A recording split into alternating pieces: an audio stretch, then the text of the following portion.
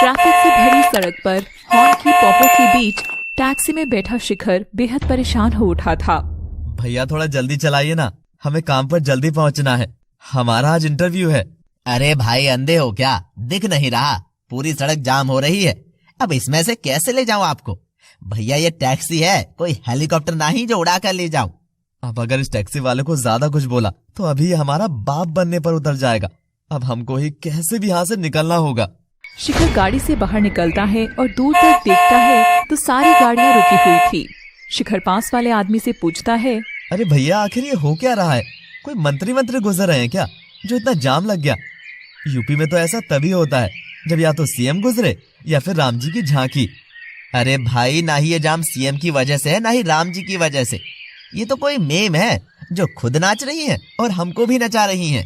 शिखर सारा ट्रैफिक चीर कर आगे जाकर देखता है तो सबसे आगे एक अमीरजादी ने अपनी लंबी काली मर्सिडीज खड़ी कर रखी थी और खुद रील बना रही थी। शिखर लड़की को देखना चाह रहा था मगर वो रुकने का नाम ही नहीं ले रही थी। कभी ये ठुमका, कभी उधर को कमर, कभी तिरछी नजर, कभी जुल्फों को लहरा रही थी। ये देख शिखर तो भयंकर ही इरिटेट हो चुका था। अरे रूहानी, वो ट्रेंडिंग सॉन्ग तो रह ही गया, पतली कमरिया वाला। और रूहानी अपनी लचकती कमर मटकाकर रील्स बनाने लगती है। अरे पतली कमरिया मोरी हाय हाय हाय, तिरछी नजरिया मोरी हाय हाय। और वहाँ खड़ी भीड़ सीटी बजाने लगती है। ये देख रूहानी और एक्साइटेड हो जाती है। देखना शानू, हमको देखकर सब लाइक्स भी दे रहे हैं। अब आखिरी एक ट्रेंडिंग सॉन्ग पर भी, मेरा दिल ये पुकारे आजा, वो वाला। पर उसके लिए तुम्हें दुपट्टा लाना होगा। और रूहानी भीड़ में देखती है तो उसे एक आंटी के गले में दुपट्टा नजर आता है। मिल गया दुपट्टा। एक्सक्यूज मी आंटी बीब्स, क्या तुम मुझे अपना दुपट्टा दोगी? नहीं वेट, सारी का एक रील बना, मैं ऐसे बोलती हूँ, हे आंटी बीब्स, आई एम टेकिंग योर आबरू, उप्स, आई मीन दुपट्टा। हाय तौबा, कितनी बेशरम लड़की है ये। माँ बाप ने ये सब सिखाया है या सीधे ही बेशरम पैदा हुई हो? और आंटी आगे कुछ बोलती कि तभी रूहानी उसके गले से दुपट्टा छीन कर ले जाती है, जिससे आंटी के गले में रैशेस हो जाते हैं। वो बेचारी दर्द से करहा रही थी। रूहानी अपने छोटे कपड़ों पर दुपट्टा डाल लेती है। ब्ला ब्ला ब्ला ब्ला ब्ला। लिसन आंटी बीब्स, इस दुपट्टे का चेक मुझसे लेकर ही जाना, वो अब मैं ये वापस नहीं करने वाली हूँ। रूहानी बस कर, चल कैमरा चालू है, डांस कर। मेरा दिल ये पुकारे आजा, मेरे गम की सहाय आजा, भीगा भीगा है समा, ऐसे में है तू कहाँ, मेरा दिल ये पुकारे आजा। और रूहानी नाचते हुए खुश होती है कि तभी भीड़ में से शिखर निकलकर रूहानी के पास आता है। मैं यहाँ हूँ शब्बो, तुम्हें फिर से लगता है दौरा पड़ा है। चलो चलो शब्बो, घर चलो, सब लोग देख रहे हैं। Excuse me, who are you? Shabbo, मैं तेरा पति तारिक। कहाँ नहीं ढूंढा तुझे। माफ करना बहन जी, भाई साहब, मेरी पत्नी थोड़ी पागल है, कैमरा देखकर काबू खो देती है और फिर भूतनियों की तरह बाल बिखेर देती है। चलो शब्बो अब। शिखर रूहानी का हाथ पकड़कर जोर से खींचकर उसे सड़क के किनारे ले जा ही रहा था कि तभी रूहानी गुस्से में आकर शिखर के एक जोरदार चाटा लगा देती है। How dare you hold my hands? How dare you? You have no idea who is my father. Leave my hand. I said leave. और रूहानी जैसे ही शिखर के हाथ को झटकती है, यूं लगता है जैसे पूरे शरीर में कोई करंट दौड़ गया हो। यूं सरेआम मेरा हाथ थाम रही हो, जमाना देख लेगा। जमाना देख ले, इसीलिए तो थामा है। और अगर ये हाथ छूट गया तो? ये हाथ और ये साथ अब कभी नहीं छूटेगा तेजस्विनी, जन्मों तक नहीं छूटेगा। तुम देख लेना, हमारा मिलना तय है तेजस्विनी। विभोर, हाँ, मैंने बोला मेरा हाथ छोड़ो। वो शिखर के एक और तमाचा जड़ देती है। भाइयों, मेरी पत्नी को हैंडल करने में मेरी मदद करो, इसे भयंकर दौड़ा पड़ा है। आइए बहन जी, मेरी मदद कीजिए। और सब लोग पास आकर रूहानी को पकड़कर शिखर के पास दे आते हैं। शिखर उसे गोद में उठा लेता है।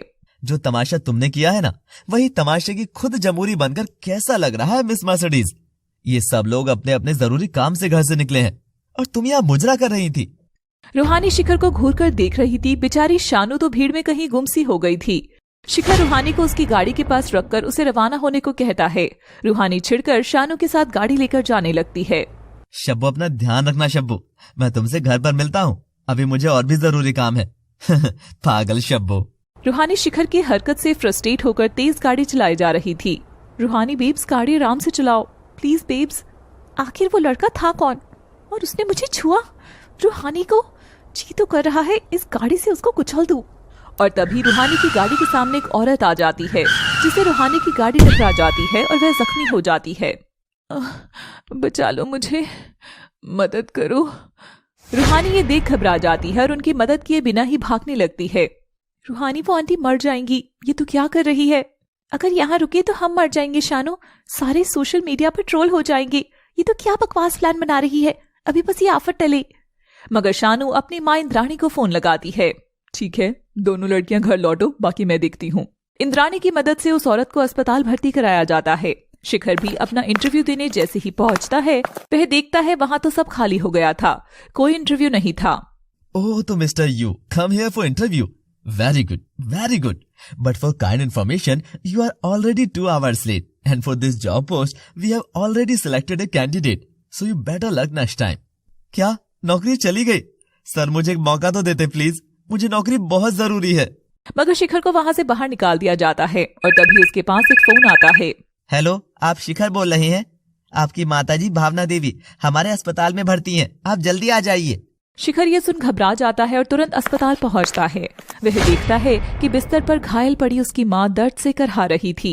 माँ, ये सब कैसे और किसने? पर माँ तो माँ होती है, अपना दर्द थोड़ी ही दिखाती है। भावना तब भी शिखर के बारे में ही पूछ, मेरी छोड़ बेटा, तुझे नौकरी मिली क्या? पगार कितनी है, बताना। बेचारा शिखर क्या बोलता, बोलने को उसके पास था ही क्या, सिवाय अपनी लाचार गरीबी और बेबसी के। उस वक्त शिखर को उस नकचड़ी रूहानी पर जोरदार गुस्सा आया। आज एक रईस जादी की वजह से मैंने मेरे परिवार को खिलाने का मौका गंवा दिया, उसे तो मैं क्या हुआ बाबू, तू कुछ बोल क्यों नहीं रहा? हाँ माँ, नौकरी मिल गई है, बहुत जल्द सब ठीक हो जाएगा।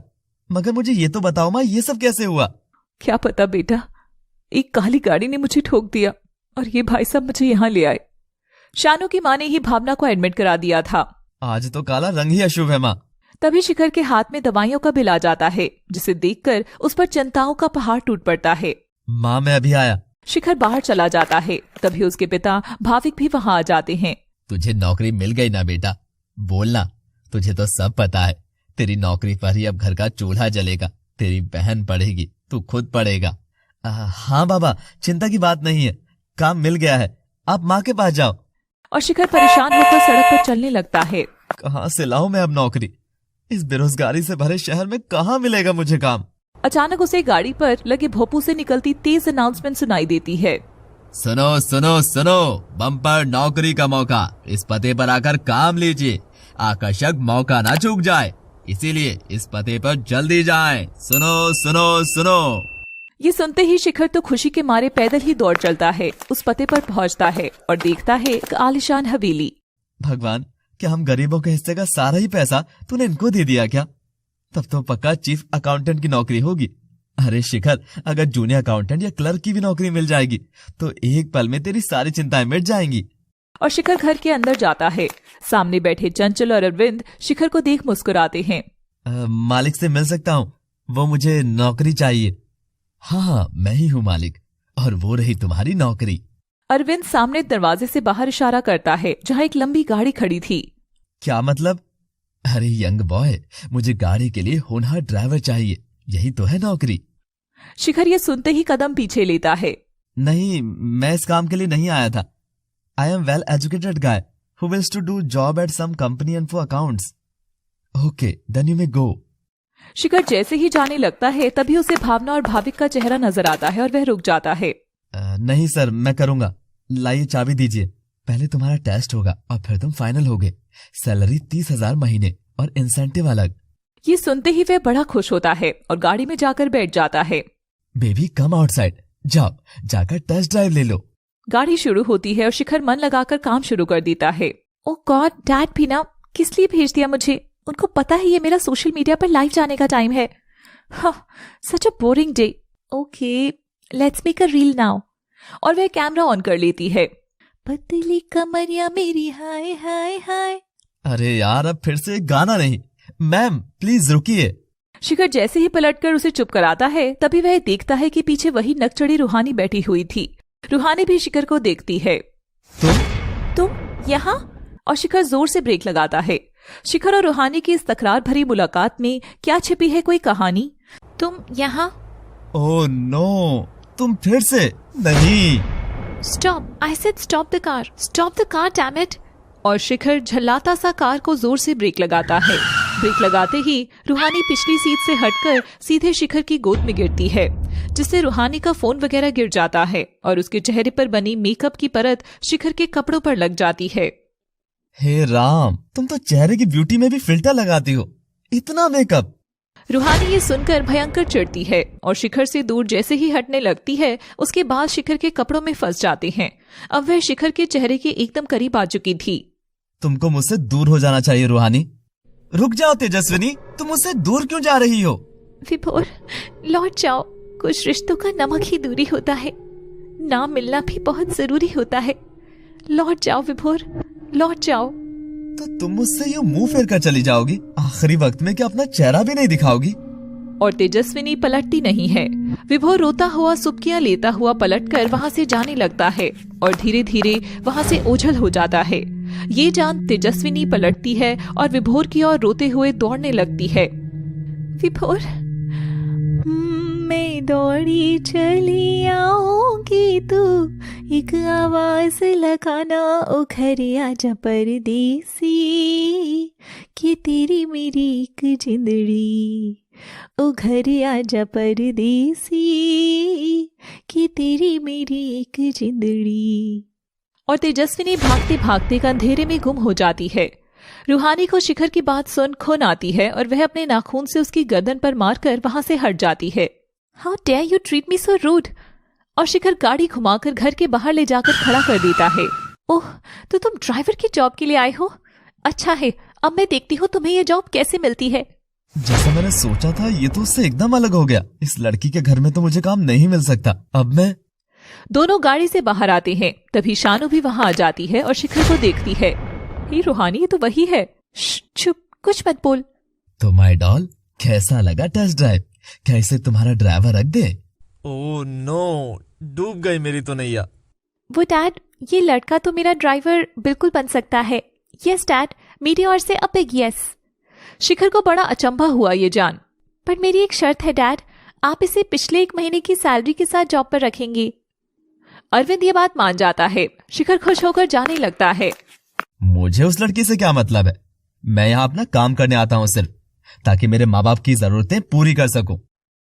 हे यू ड्राइवर, ये लो रुमाल और अपनी शर्ट पर लगाकर मेरा मेकअप पोंछ लो। वो क्या है ना, जितनी की तुम्हारी शर्ट नहीं है ना, उससे बहुत महंगा मेरा मेकअप है। तुम्हारी शर्ट बर्दाश्त नहीं कर पाएगी। शिखर रुमाल थामकर सिर झुकाकर वहां से चला जाता है। यार, तूने इसे काम पर क्यों रख लिया? Everything happens only for good cause. You just wait and watch, baby. Now let's go inside.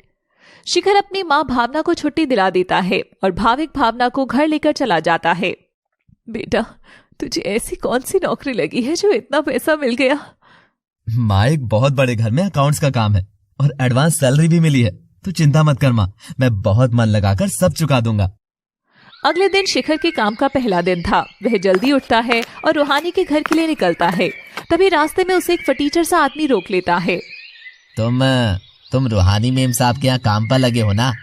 हाँ भाई, पर तुम्हारी ये हालत कैसे हुई? मत जाओ वहाँ, कोई मामूली लड़की नहीं है वो।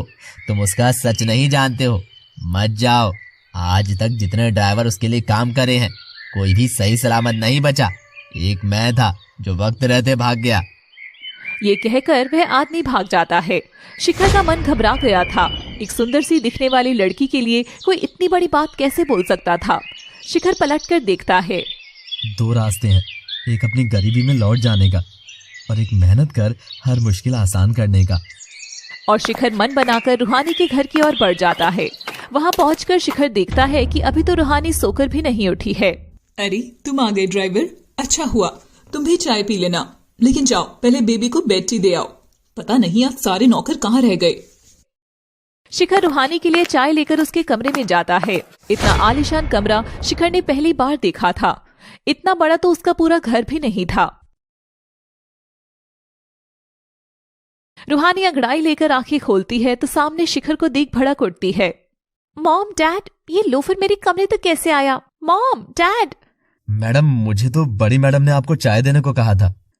शिखर जैसे तैसे वहां से बाहर निकलकर हॉल में आता है। रूहानी भी नीचे आ जाती है। मॉम, मैंने बोला था ना, मेरे कमरे में कोई भी नहीं आना चाहिए। अरे इट्स ओके एंजल, अब तो शिखर हमारे ही परिवार जैसा है। लो शिखर, ये 2000 रुपए तुम्हारे आने जाने का किराया। इतनी अमीरी देख शिखर के तो होश उड़ गए थे। नहीं सर, मुझे बस मेरी तनख्वाह ही चाहिए, इसके अलावा कोई बख्शीश या मदद नहीं। हम गरीब हैं सर, गरीबों को मखमल की चप्पल और पक्की फर्श पर रहना नहीं पसंद आता। हमारे पाँव में जब तक कंकड़ चुभकर छाले नहीं पड़ते हैं, चलने से कदम नहीं थकते हैं, तब तक रात को बिस्तर पर सुकून की नींद नहीं आती है। Dialogue not bad. अरविंद का फोन बजता है हाँ, वो यही है, मेरे घर में ही। जल्दी करो, कम फास्ट। और तभी दरवाजे की घंटी बजती है। शिखर दरवाजा खोलता है तो सामने पुलिस खड़ी थी, जिसके साथ चंद्रानी भी खड़ी थी। पुलिस देखकर शिखर एकदम घबरा जाता है। उसके कदम एकदम पीछे होने लगते हैं। शिखर के पसीने छूटने लगे थे। कमरे का दरवाजा खुलता है और बिस्तर के कोने में एक लड़की दुबकी बैठी हुई थी, जिसके पूरे चेहरे और शरीर पर चोटों के निशान हो रहे थे। इंस्पेक्टर साहब, गिरफ्तार कर लीजिए इसे। पुलिस शिखर की ओर बढ़ ही रही थी और वह घबराकर पीछे हट रहा था। नहीं नहीं नहीं। अरविंद कहाँ है वो? अरविंद शिखर की ओर इशारा करता है। ये सब क्या हो रहा है? सर, मैम, क्या हो रहा है ये सब? I think I must go now. Shikhar जैसे ही घर से बाहर निकलता है तभी पुलिस उसे धर पकड़कर अपनी गाड़ी में बिठाकर स्टेशन के लिए चली जाती है।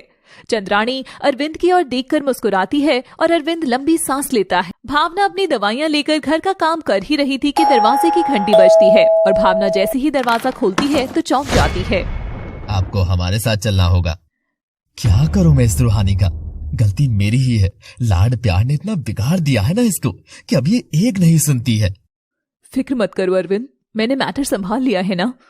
ओ आंटी, आप ना होती तो मेरा क्या होता, इसलिए मैंने उस दिन एक्सीडेंट के बाद आपको ही सबसे पहले कॉल किया था।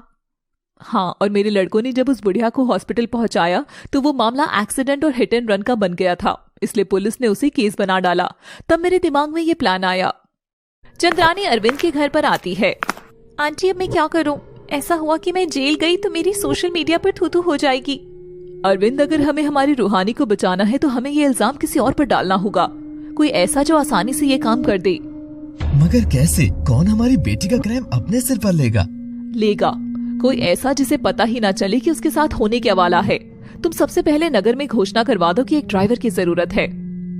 और अरविंद ऐसा ही करता है, जिस अनाउंसमेंट को सुनकर शिखर रूहानी के घर तक खुद ही पहुंच जाता है। अब पुलिस वाले अपने आप देख लेंगे कि उस लड़के के साथ क्या करना है। बदले में उसके घर पर हम 1 लाख रुपए भेज देंगे। आंटी, 1 लाख? नो, बस 10,000 ही बहुत है ना, गरीबों को इतना सिर नहीं चढ़ाना चाहिए।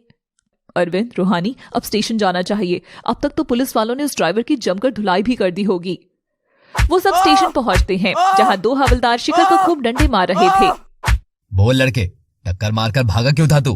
भैया, मैं तो कहीं नहीं भागा, ना मैंने टक्कर मारी।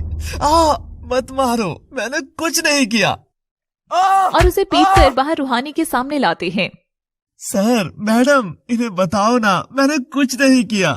हाँ इंस्पेक्टर, यही लड़का चला रहा था मेरी काली मर्सिडीज, इसी ने किया था वो एक्सीडेंट।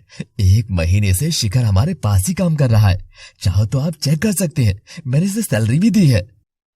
शिखर को अब समझ आ गया था कि रूहानी के कहने पर अरविंद ने शिखर को 1 महीने की पगार क्यों दी थी।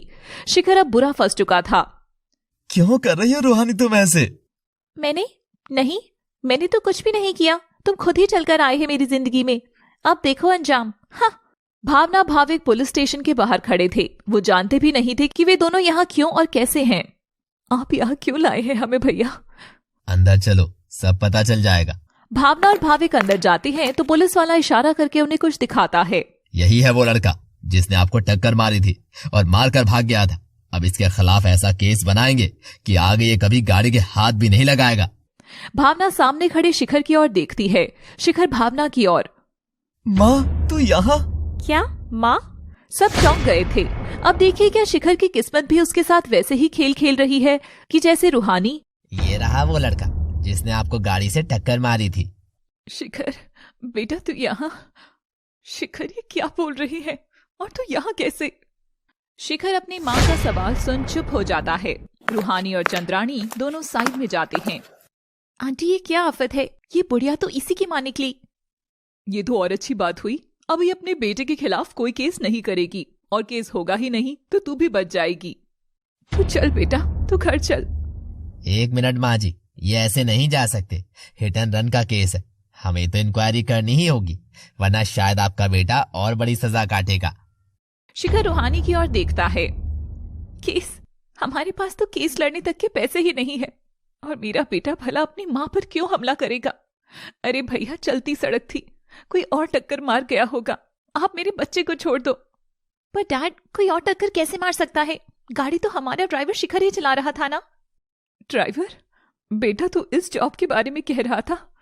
शिखर नजर झुका लेता है, वह बस चुपचाप सबकी बातें ही सुन रहा था।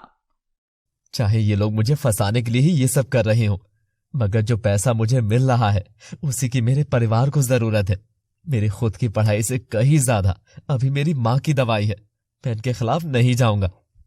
माँ, यही सच है, वो गलती तेरे इस कपूत से ही हुई है माँ। हे जी, देखो ना, ये कैसी बात कर रहा है। शिखर, तू बेटा बस घर चल, मुझे कोई केस वेस नहीं करना है, मुझे नहीं जानना किसने टक्कर मारी। तभी पीछे से एक लड़की की आवाज आती है। नहीं, ये सब झूठ है इंस्पेक्टर सर, वो एक्सीडेंट शिखर ने नहीं किया था। रूहानी शानू को वहां देखकर हैरान थी। हाँ, शिखर तो उस जगह था ही नहीं। तो फिर इसने नहीं तो किसने भावना जी को टक्कर मारी थी? शायद कोई सिरफरी लड़की या लड़का होगा जो गाड़ी चलाकर भाग गया, मगर शिखर ने ऐसा नहीं किया, क्योंकि शिखर और मैं तो उस समय कहीं और थे। शिखर शानू की ओर नम आंखों से देखता है। आप चाहो तो मेरी और शिखर की तस्वीर भी देख सकते हैं। शानू फोन में शिखर और खुद के साथ की तस्वीर दिखाती है और पुलिस शिखर को जाने देती है। केस भी क्लोज हो जाता है। माँ, तुम बाबा को लेकर घर जाओ, मैं अभी कुछ हिसाब पूरा करके आया। और सब रूहानी के बड़े घर में जाकर खड़े होते हैं। चंद्राणी अपनी बेटी शानू की हरकत देख इतनी क्रोधित होती है कि वह आओ देखती है न ताओ, बस भड़क कर उसके गाल पर एक तमतमाता झापड़ रसीद कर देती है। बदतमीज, ये क्या हरकत की तूने आज? बिना मेरी इजाजत के तूने स्टेशन पर आकर मेरी नाक कटा दी। चौधराइन चंद्राणी की नाक। जानती है ना शानू, तेरी माँ का ही फैसला अंतिम फैसला होता है, फिर भी ऐसी गलती की तूने। और आप सब जो कर रहे थे उसका क्या? एक मासूम को रूहानी द्वारा की गई गलती के लिए फंसाकर क्या करना चाह रहे थे? शानू, तू मेरी दोस्त है या उसकी? रूहानी दोस्त हूं, इसलिए सच बोलकर सही और गलत को बैलेंस कर रही हूँ। आप लोग एक गरीब की जरूरत को उसकी मजबूरी समझकर पहले उसे काम दे रहे हो और फिर उसे इतनी बड़ी सजा काटने के लिए अंधेरे में धकेल रहे हो। ये कैसी इंसानियत है आप में? इन सब जल्लादों के बीच शिखर को केवल शानू की मानवता से भरी इंसानियत लग रही थी। शिखर शानू को ठीक से देखता है। क्या ये सच में वही लड़की है जो उस दिन सड़क पर पतली कमरिया पर रील्स बना रही थी? शानू बेटा, तुम एकदम सही कह रही हो, गलती रूहानी की ही है, और उस गलती को सुधारने के लिए इस बार हम सच में शिखर को अपने यहाँ जॉब देते हैं, रूहानी का पर्सनल ड्राइवर बनाकर। शिखर जो हुआ वो सब भूलकर नौकरी को एक्सेप्ट कर लेता है। वह लौटकर घर आता है। भावना और भाविक दोनों उससे नाराज थे। बेटा, हम क्या इतने मजबूर हैं? क्या जो तू अमीरों के घर नौकरी करेगा? माँ, कोई काम छोटा और बड़ा नहीं होता। क्या बाबा ने मुझे पालने के लिए रिक्शा नहीं चलाया था? अगर वो उस समय सोचते कि रिक्शा चलाना छोटा काम है तो आज मैं पढ़ लिख पाता क्या?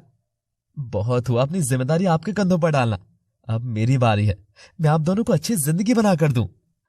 भगवान ऐसा बेटा सबको दे, सबको। विभोर तेजस्विनी का पेट सहलाता हुआ उसके कान में आहिस्ता से फुसफुसाता है। तेजस्विनी, एक नई जिंदगी शुरू करने का समय आ गया है, क्या तुम तैयार हो? कहो। मैं तो तुम्हारे साथ हर कदम पर चलने को तैयार हूँ विभोर, मगर रास्ता बहुत कांटों से कहीं चलते हुए हमारे पांव छिल न जाए। अगर पांव छिले तो हम दोनों एक दूसरे की मलहम बनेंगे ना तेजस्विनी। तभी एक बहुत नन्ही बच्ची अपने हाथों से दोनों के कपड़े खींचती है। माँ, दादा, मुझे भी गोद में आना है। विभोर हंसता हुआ उसे गोद में ले लेता है। दादा, आप जब देखो सिर्फ माँ को प्यार करती हो, आप क्या भूल गई हो मैं छोटी बेबी हूँ? मैं दादा, देखो ना माँ तो इतनी बड़ी है, उनको गोदी की जरूरत नहीं है। कितने बुद्धू हो आप। विभोर और तेजस्वी गुड़िया की बात सुनकर बहुत हंसते हैं। बहुत बदमाश होती जा रही हो तुम, चलो अब घर जल्दी, वरना मेरी माँ हम दोनों को ही डांटेगी। तेजस्विनी विभोर से गले लगती है। विभोर गुड़िया की गालों को चूमकर उसके सिर को सहलाता है। तेजस्विनी गुड़िया को साथ ले जाते हुए पलटती है तो विभोर उसका हाथ थाम लेता है। क्या हुआ विभोर, जाने दो ना। पता नहीं तेजस्विनी, मन कुछ बेचैन सा हो रहा है, मत जाओ। अरे बाबा, जाना तो पड़ेगा ही ना, सांझ ढल रही है, माँ भड़क उठेगी। कल आती हूँ मिलने यहीं, ठीक है? पक्का आओगी ना? हम दोनों मिलेंगे ना तेजस्विनी? हाँ बाबा, जैसे हमेशा मिलते हैं वैसे ही मिलेंगे ना। इतना क्यों परेशान हो रहे हो तुम? लग रहा है जैसे मुझे तुम्हें सीने से ही लगाए रखना चाहिए। धत, बेचैनी का नाम लेकर मस्तीखोर बन रहे हो। अच्छा तुम भी जाओ घर जल्दी। और तेजस्विनी घर की ओर चलने लगती है। माँ, डैडा हमारे साथ क्यों नहीं रहते हैं? वो घर पर जो तुम्हारी नानी है ना, बस वही कमबख्त मानती नहीं है बेटा। अच्छा घर आ गया, अब एकदम चुप रहना। श्श। और तेजस्विनी अपना घर आते ही गुड़िया को बाहर बने घास के फूस के ढेर के अंदर बिठाकर उसका माथा चूमती है। यहाँ डर तो नहीं लगेगा ना? नहीं माँ, शुरू में तो डर लगता था, अब तो मैं स्ट्रांग हो गई हूँ और मुझे आदत भी हो गई है। तुम जाओ नानी के पास। तेजस्विनी सामने बने एक छोटे मकान में घुसती है। अंदर बहुत अंधेरा था। आ गई तू? ये तेरा आने का समय है? संध्या ढल रही है। जानती है तेरी इन्हीं हरकतों की वजह से पूरे गांव में मैं बदनाम होकर रह गई हूँ। ऐसे तू समझी कि नहीं?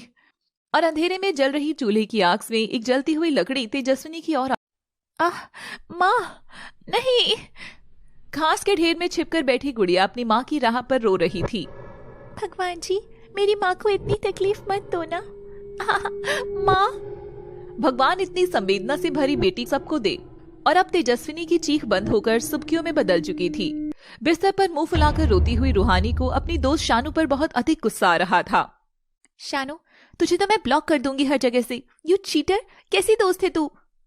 मेरी बात तो सुन बेब्स, मैंने जो किया तेरे लिए अच्छे के लिए ही किया है। अब देखना, सांप भी मर गया और लाठी भी नहीं टूटी। बिना किसी पर इल्जाम डाले केस ही खत्म हो गया। शानू तू बाहर जा, इससे मुझे बात करने दे।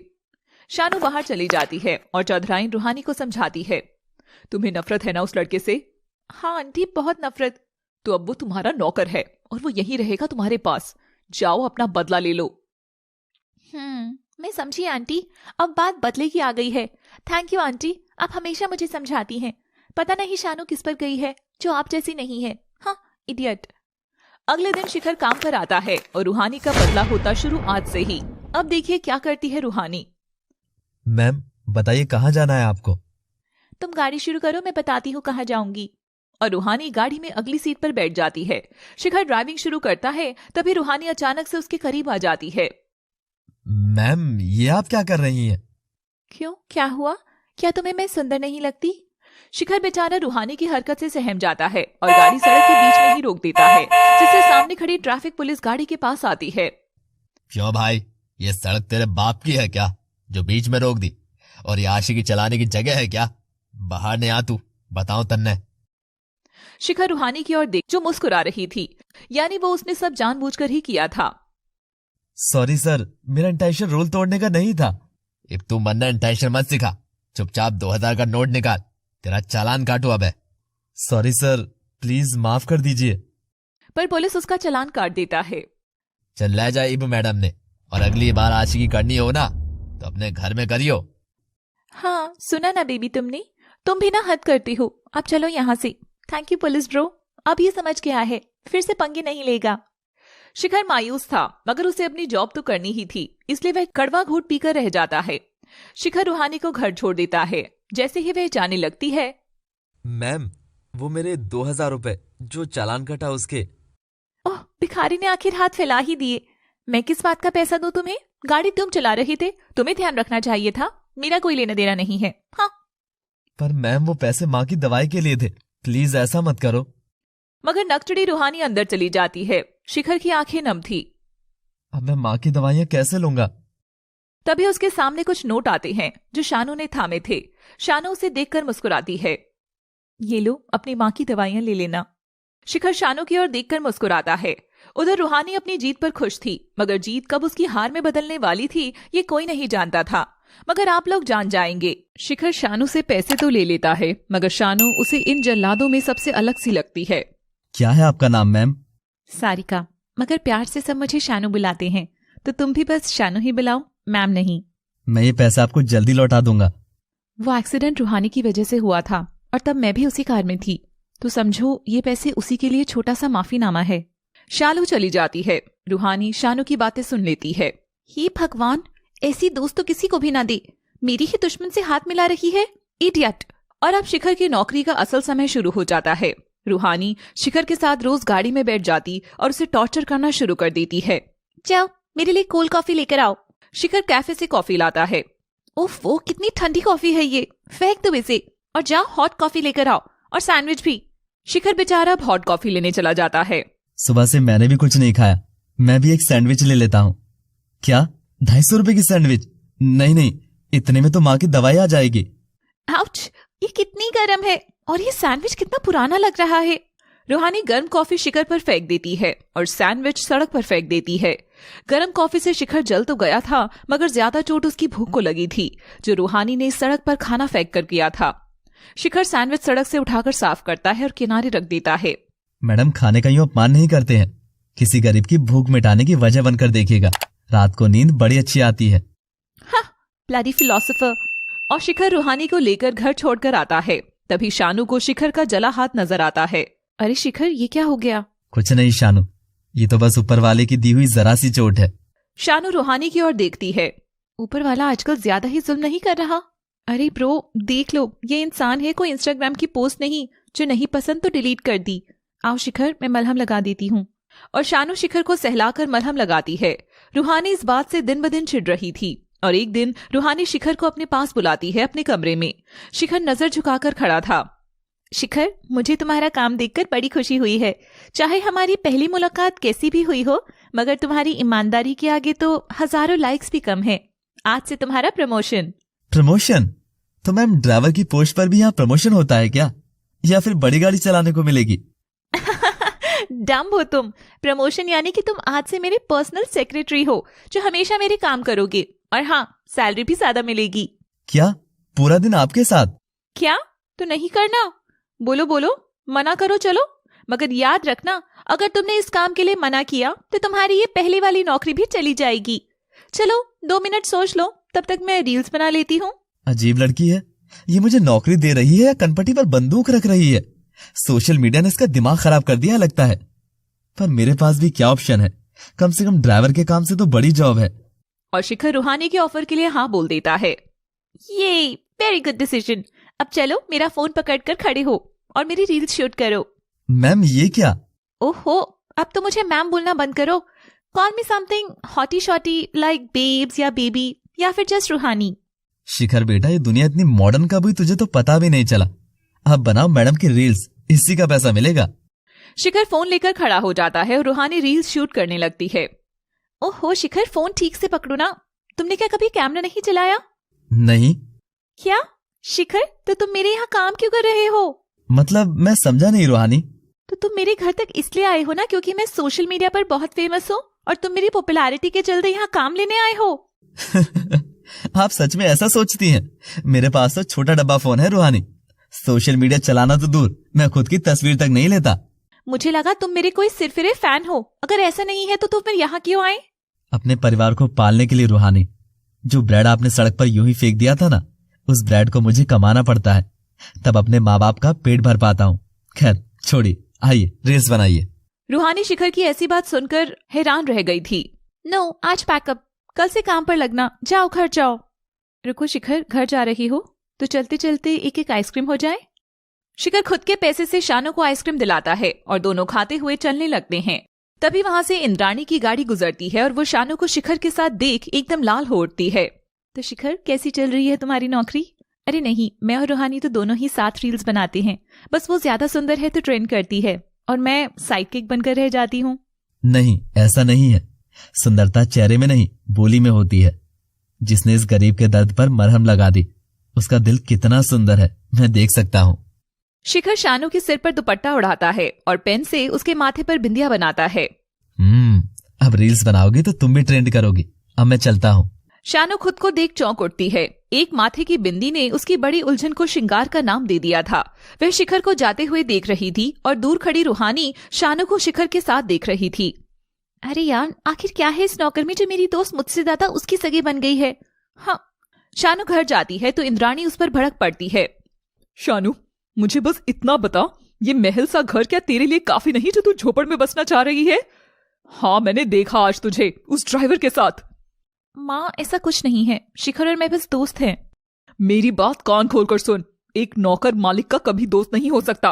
वो पूरी जिंदगी कमा लेगा मगर रहेगा अमीर के बिछौने बराबर। शानू को अपनी माँ की बात सुनकर ठेस पहुंचती है। माँ, ये मोटा बिछौना ले लो, आपको ठंड नहीं लगेगी। देखो कितना बड़ा हो गया है हमारा बेटा। रात भर जो अपनी ही सुसु में गीला होकर रो रो कर हमारी रात काली कर देता था, आज अपनी माँ की कितनी फिक्र कर रहा है। बेटा अब शादी कर इस घर को सुशील बहू भी दे दे। बाबा, हर मुराद जल्दी पूरी हो जरूरी नहीं, अभी मुझे पहले घर की हालत सुधारनी है। अब आप दोनों सो जाइए। और शिखर भी जैसे ही सोता है तो आंखें बंद करता है, उसे रूहानी की मटकती कमरियां नजर आती है। नहीं नहीं नहीं, ये क्या देख लिया मैंने।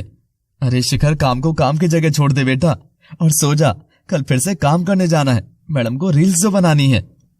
उधर रूहानी भी बिस्तर पर लेटी हुई शानू और शिखर के बारे में सोच रही थी। एक्चुअली शानू एकदम ठीक कर रही है। आइडिया, अब मैं समझ गई मुझे क्या करना है। और रूहानी और शिखर अपने अपने बिस्तर पर सो जाते हैं।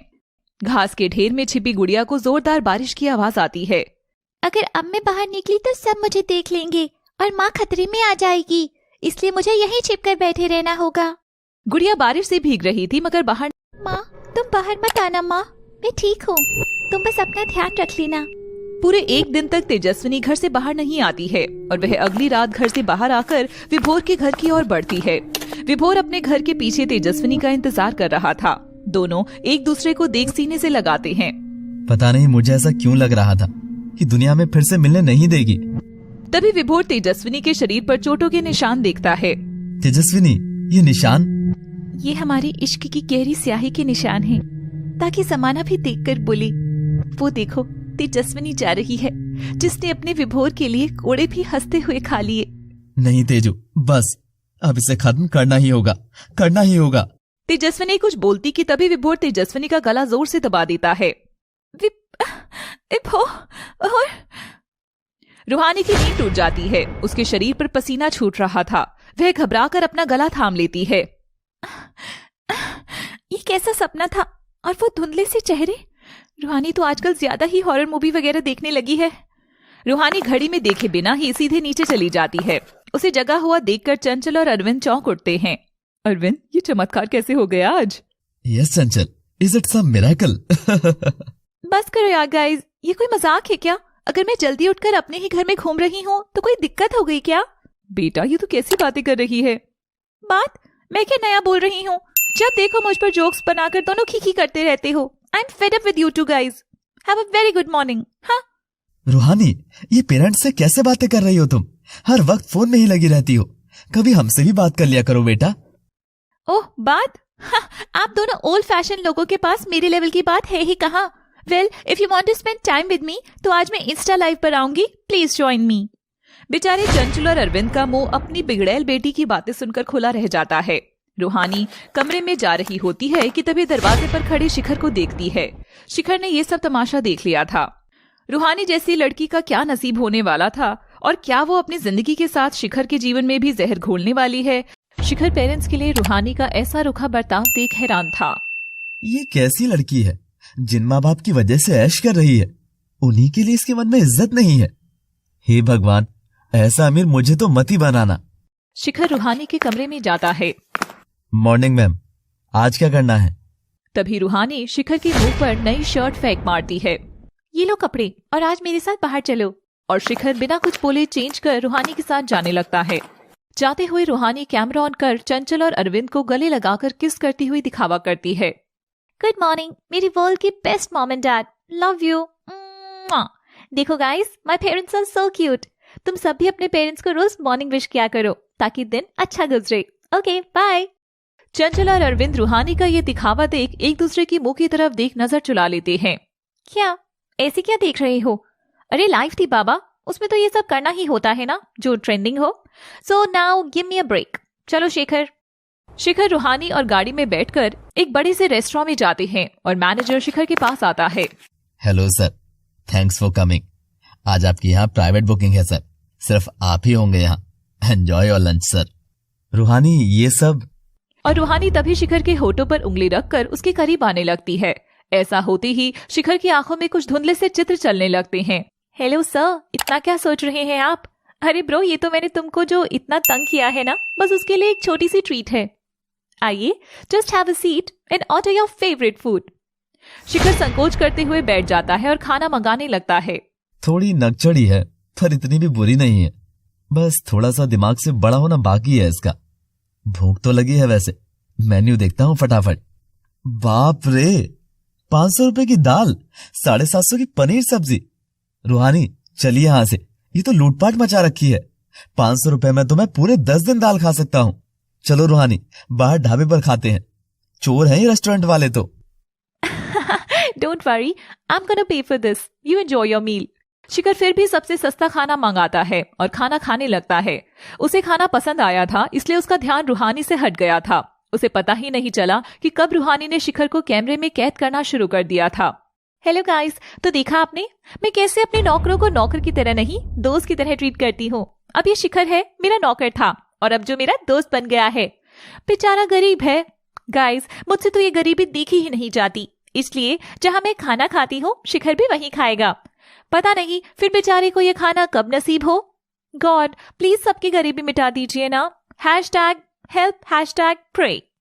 शिखर रूहानी की यह हरकत देख एकदम ही हैरान था। वह समझ ही नहीं पा रहा था कि हंसे या गुस्सा करे या चुप रहे। रूहानी के हिलते होठों पर शिखर को तरस आ रहा था, पर शिखर ने खाना खाना रोका नहीं। वह खाना खत्म कर उठा और टेबल पर पैसे रखने लगा। अरे अरे, I have paid for this already. रूहानी, मेरी गरीबी चंद व्यूज के लिए नहीं थी।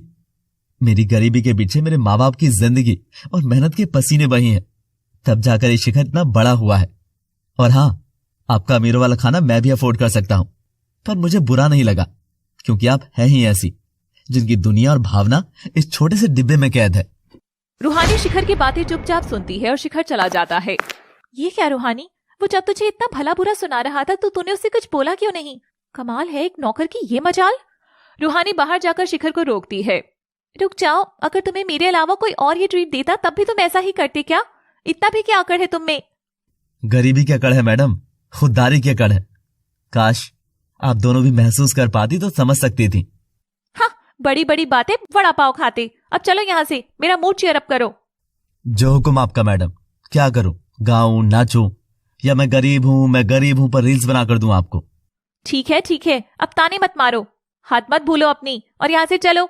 अब मुझे मूवी देखने जाना है। बड़ी ही रोमांटिक लव स्टोरी की मूवी लगी है एंड आई जस्ट लव स्टोरियां। वो क्या गाना है?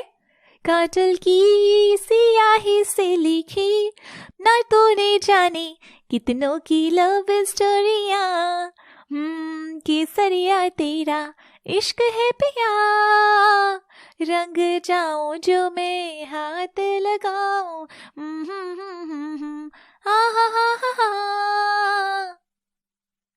Love story? नो वे।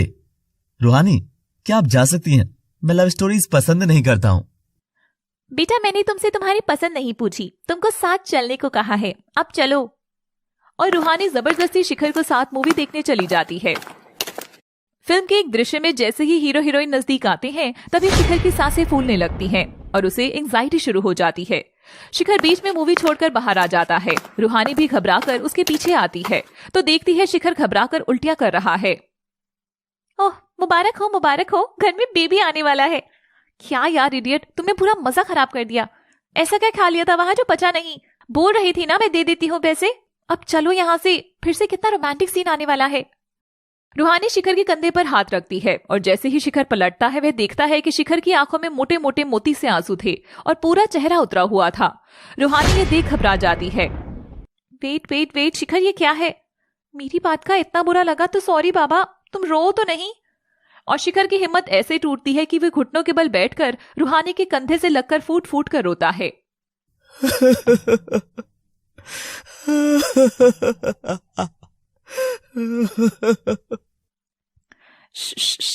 बस, क्या हुआ शिखर, अब बोलोगे भी? ऐसी प्यार वाली मूवी में भी तुम रो पड़े? नफरत है मुझे प्यार से और इस शब्द से। मुझे पागल बना डाला है इसने। प्यार सुनते ही मेरी नजर के सामने ऐसे भयानक चित्र चल पड़ते हैं कि मैं उनमें खुद को भी नहीं पहचान पाता। चित्र? कैसे चित्र? वो चित्र तो मुझे भी। रूहानी प्लीज, आज नहीं, क्या मुझे आज की छुट्टी मिल सकती है? मैं कल पक्का आपकी ये सोशल मीडिया वाली स्टोरी सुनूंगा, पर आज मुझे माँ के पास जाना है। कुछ देर उनकी गोद में सोऊंगा तो नींद आ जाएगी। हाँ श्योर शिखर, पर मैं ड्राइव करती हूँ, तुम बैठो आराम से। नहीं, I know how to do my work. चलिए। शिखर रूहानी को घर छोड़कर अपने घर निकल जाता है और जाकर भावना की गोदी में सिर लगाकर सो जाता है। मेरा राजा बेटा काम करके थक जाता है ना, सो जा। एक दिन मैं बोलूंगी तेरे मालिकों को कि ब्रो मेरे बच्चों से ज्यादा जरा प्यार से पेश आए और इतना काम ना दे। माँ प्लीज, तुम तो इस तरह मत बोलो, ब्रो एंड ऑल। वो बेटा, मुझे लगा कि आजकल इसी तरह बोलने से पेरेंट्स बच्चे लोगों से कनेक्ट कर पाते हैं, तो मैं तो बस। शिखर उठकर अपनी माँ का माथा चूमता है और फिर से गोदी में लेट जाता है। माँ, मैं तो तुम दोनों में से ही निकला हूं, तो तुमको कब मुझसे कनेक्ट करने के लिए कुछ करने की जरूरत पड़ गई भला? तुम्हारा बेटा कहना ही सबसे बड़ा कनेक्शन है। अब मुझे सुला दो माँ। शिखर आज की पीढ़ी जैसा नहीं था। वहीं रूहानी की पीढ़ी तो सीढ़ी पकड़ ना जाने कौन से आसमान तक जा चुकी थी। रूहानी कमरे में बेचैन होकर बिस्तर पर करवट बदल रही थी। तब उसे शिखर की बात याद आती है। माँ की गोद में सोऊंगा तो नींद आ जाएगी। और रूहानी दबे पांव से उठकर उसके मॉम एंड डैड के कमरे में जाती है। रूहानी को वहां देख उसके पेरेंट्स तो चौंक ही जाते हैं। रूहानी, तू यहाँ? आना बेटा, बैठ जा। मगर रूहानी अपने द्वारा ही बनाई हुई दायरों और संकोच की बेड़ियों से खुद को बंधा महसूस करती है और कमरे के अंदर जाती ही नहीं है। नहीं, वो मुझे कुछ आवाज आई थी तो मैं बस देखने गई। आप लोगों के पास बैठकर मुझे मेरा दिमाग थोड़ी ही खराब करना है। सो जाओ गाइस, गुड नाइट। रूहानी वहां से चली जाती है। बचपन से जो मांगा वही दिया ना आपने इसको, तो ये उसी का नतीजा है कि आज हमारी बेटी को हमसे ज्यादा ये मोबाइल जैसे खिलौने इंटरेस्टिंग लगते हैं। चंचल, कभी कभी सब कुछ होते हुए भी भगवान एक कमी छोड़ ही देता है। तो हमें औलाद का सुख नहीं दिया, सब होते हुए भी कंगाल सा लगने लगा है। ऐसे में किसका दोष कहें किसका नहीं, क्या ही फायदा।